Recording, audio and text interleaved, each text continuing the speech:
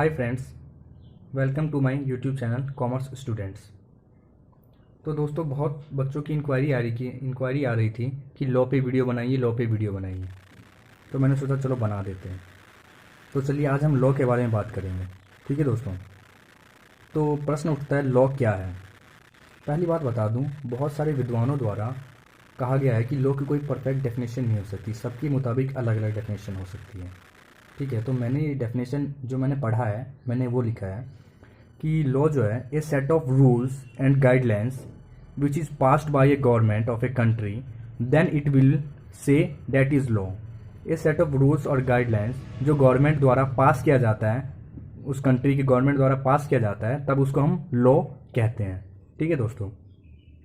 और चलिए बात करते हैं लॉ बनाता कौन है।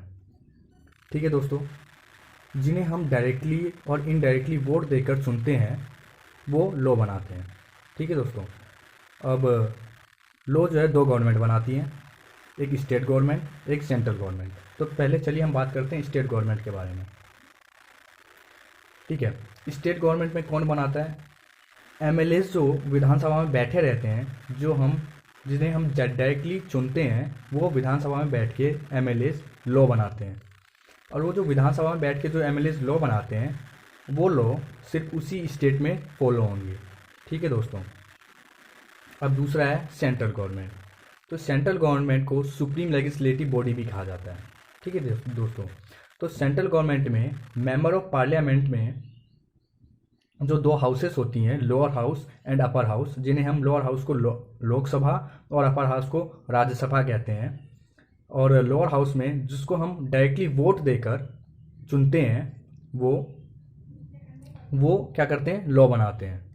ठीक है दोस्तों।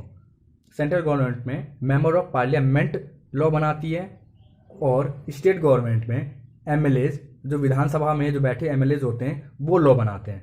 ठीक है दोस्तों। और इन दोनों में फ़र्क क्या है? स्टेट गवर्नमेंट जो लॉ बनाती है वो सिर्फ उसी स्टेट में फॉलो होंगे, और जो सुप्रीम कोर्ट क्या है, जो सुप्रीम लेजिस्लेटिव बॉडी लॉ बनाती है, मतलब जो सेंट्रल गवर्नमेंट लॉ बनाती है, वो पूरी कंट्री को मानना पड़ता है। ठीक है दोस्तों। चलिए अब आगे बात करते हैं कि सेंट्रल गवर्नमेंट जो है वो कौन से लॉ बनाती है और स्टेट गवर्नमेंट कौन से लॉ बनाती हैं। ठीक है। तो सेंट्रल गवर्नमेंट द्वारा जो बनाए गए लॉ होते हैं वो डिफेंस पे होते हैं, रेलवे पे होते हैं, बैंकिंग पे होते हैं, और फॉरेन ट्रेड पे होते हैं। ठीक है, और भी एक्सेट्रा। और जो स्टेट गवर्नमेंट लॉ बनाती है वो public health, agriculture, police, trade and commerce etcetera. ठीक है। और जो दोनों नहीं बनाते हैं, या जो दोनों में से कोई भी नहीं बनाता, वो क्या है? Education, trade union, forest etcetera. ये दोनों मिलकर भी बना सकते हैं, या ये दोनों मिलकर भी बना सकते हैं। ठीक है दोस्तों। और लॉ मेकिंग का, लॉ जो बनने का प्रोसीजर होता है स्टेट और सेंट्रल में दोनों सिमिलर होता है। ठीक है दोस्तों। अब बात करते हैं जो सेंट्रल गवर्नमेंट में जो लॉ बनाते हैं उसका प्रोसीजर क्या है, उसका प्रोसेस क्या है। तो ये जो है लॉ जो है स्टार्ट किससे होता है? ये एक पब्लिक डिमांड या पार्टी के आइडियोलॉजी से स्टार्ट होता है। ठीक है। फिर उस आइडिया को क्या होता है, उस पेपर पे लिख लिया जाता है, जिसको हम बिल कहते हैं। ठीक है। उस पेपर पे सारे आइडिया को लिख लेते हैं, उस आइडिया के बारे में, उस पे बिल पे सारी इंफॉर्मेशन लॉ के बारे में। ठीक है। फिर उसको पेश कर देते हैं हम लोकसभा या राज्यसभा में, पेश करते हैं उसको हम। वो जो बिल जो होता है उसको हम, जिसपे सारी इंफॉर्मेशन होती है लॉ के बारे में लिखी हुई, उसको हम लोकसभा और राज्यसभा में पेश कर देते हैं। जब वो लोकसभा या राज्यसभा से पास हो जाता है तब वो राष्ट्रपति के पास जाता है, और जो राष्ट्रपति उसको मंजूरी दे देगा तब वो एक एक्ट बन जाएगा। ठीक है दोस्तों। एक्ट बनने के बाद आईएएस ऑफिसर्स जो होते हैं उसको इम्प्लीमेंट करते हैं, वो उसको रूल्स एंड रेगुलेशंस को इम्प्लीमेंट करते हैं। ठीक है दोस्तों। अब बात करते हैं बिल कितने प्रकार के होते हैं। बिल दो प्रकार के होते हैं बेसिकली, पब्लिक बिल जिसको हम गवर्नमेंट बिल भी कहते हैं, और प्राइवेट बिल। ठीक है दोस्तों। तो चलिए पहले बात करते हैं पब्लिक बिल के बारे में। पब्लिक बिल को हम गवर्नमेंट बिल भी कहते हैं, जो कि मिनिस्टर द्वारा पेश किया जाता है। ठीक है दोस्तों। जैसे डिफेंस मिनिस्टर हो गए, फाइनेंस मिनिस्टर हो गए, इन सब के द्वारा ये पेश किया जाता है। ठीक है दोस्तों। प्राइवेट बिल तो प्राइवेट बिल जो है नॉन मिनिस्ट्री एमपी पेश करते हैं, जो नॉन मिनिस्ट्रीज एमपीज होते हैं वो पेश करते हैं। जनरली उसको अपोजिशन पार्टीज ही पेश करती हैं। ठीक है दोस्तों, अब बात करते हैं जो बिल पार्लियामेंट में पेश किया जाता है वो कितने टाइप्स के होते हैं। ठीक है दोस्तों, बेसिकली ये 4 टाइप्स के बिल होते हैं जो कि पार्लियामेंट में पेश किए जाते हैं। तो पहला है कॉन्स्टिट्यूशनल अमेंडमेंट बिल। ठीक है, इस कॉन्स्टिट्यूशनल अमेंडमेंट बिल में क्या होता है, कॉन्स्टिट्यूशनल अमेंडमेंट बिल में संविधान के अंदर जो चेंजेस होते हैं उसको किया जाता है, उससे रिलेटेड होते हैं। मनी बिल, इसमें क्या होते हैं, जितने भी प्रकार के मनी से रिलेटेड होते हैं, जैसे टैक्स हो गया, सरकार को लोन चाहिए, इससे रिलेटेड इस बिल में आते हैं। फाइनेंस बिल, फाइनेंस बिल में मनी से रिलेटेड आते ही हैं, साथ ही साथ एक एडिशनल टॉपिक भी आता है।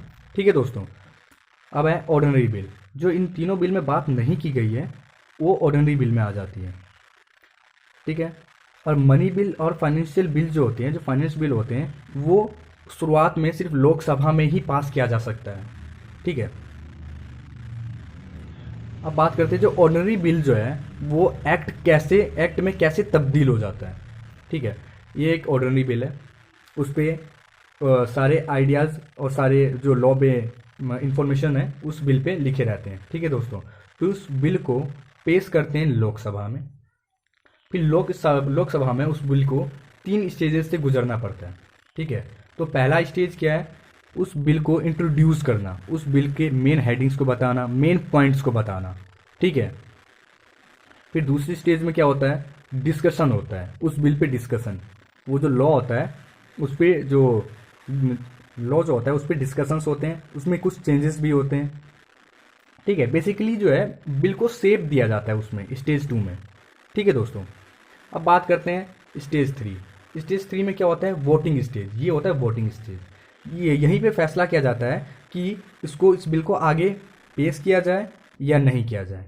ठीक है दोस्तों, तो स्टेज 3 में क्या होता है, वोटिंग होता है, और उस बिल को मेजोरिटी वोटिंग मिल गई, ज़्यादा वोटिंग मिल गई तब तो वो पास हो जाएगा, और उस वोट को मेजोरिटी वोटिंग नहीं मिली तब वो पास नहीं होगा। तो चलिए मान लेते हैं कि बिल को हमें मेजोरिटी वोटिंग मिल गई, तो हम उसको पास कर देंगे कौन से में, राज्यसभा में। फिर राज्यसभा में उसको 3 स्टेजेस से गुजरना पड़ेगा। पहला इंट्रोड्यूस बिल को फिर दोबारा इंट्रोड्यूस करना पड़ेगा, दूसरा फिर उस बिल पे डिस्कशंस होगा, फिर तीसरा वोटिंग स्टेज। ठीक है, अगर राज्यसभा में कुछ बिल में चेंजेस कर दिए गए तो फिर वो दोबारा लौट के चला जाएगा लोकसभा में, फिर वो लोकसभा में उसको 3 स्टेजेस से गुजरना पड़ेगा, वही 3 स्टेजेस फिर राज्यसभा में आ जाएगा, फिर वही उसी 3 स्टेजेस, फिर राज्यसभा से गुजरने के बाद, राज्यसभा से जाने के बाद, वो पास करने के बाद वो कहाँ चला जाएगा, प्रेसिडेंट के पास। फिर प्रेसिडेंट जो है वो अपनी एसेंट देके, मंजूरी देके उसको एक्ट बना देगा। ठीक है दोस्तों, क्या हुआ यहाँ पे, और एक ऑर्डिनरी बिल जो था, जो ऑर्डिनरी बिल था उसको लोकसभा में पेश किया गया, पेश करके उसको 3 स्टेजेस से गुजारा गया। पहला स्टेज उसको बिल को इंट्रोड्यूस किया गया, दूसरे बिल पे डिस्कशन हुआ, मतलब दूसरे स्टेज में डिस्कशन हुआ, तीसरे स्टेज में वोटिंग हुई, फिर उसको राज्यसभा में लाया गया, फिर उस राज्यसभा में वही 3 स्टेप फॉलो किए गए। इंट्रोड्यूस किया गया बिल को, डिस्कशन किया गया बिल पे, वोटिंग दी गई बिल को, वोटिंग दे के वोट उसको ज़्यादा मिलने के बाद फिर वो किसके पास चला जाएगा, प्रेसिडेंट के पास। और प्रेसिडेंट के पास जाने के बाद प्रेसिडेंट अपनी एसेंट दे के, मंजूरी दे के उसको क्या बना देगा, एक एक्ट बना देगा। ठीक है दोस्तों, बस तब ये बन गया एक्ट, और एक्ट से बन गया लॉ। एक्ट को ही लॉ कहते हैं। ठीक है थोड़ा अंतर है।